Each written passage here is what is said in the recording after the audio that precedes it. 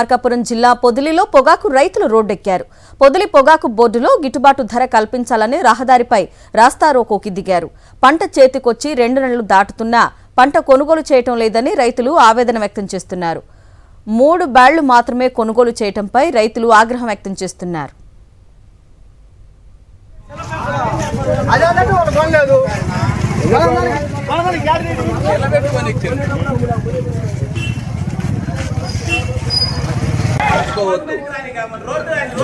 అన్ని విధాలు చెప్పండి.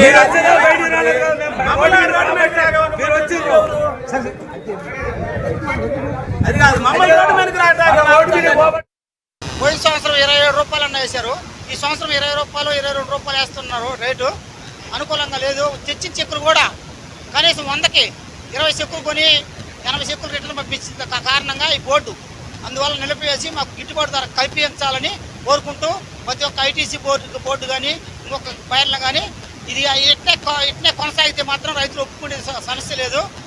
కనీసం 100కి 95% కొంటేనే బోర్డు తీయండి, లేకపోతే బోర్డు బంద్ చేయడం మటుకు రైతులందరూ నిర్ణయించుకొని కోర్టు బంద్ చేయడం అయినది.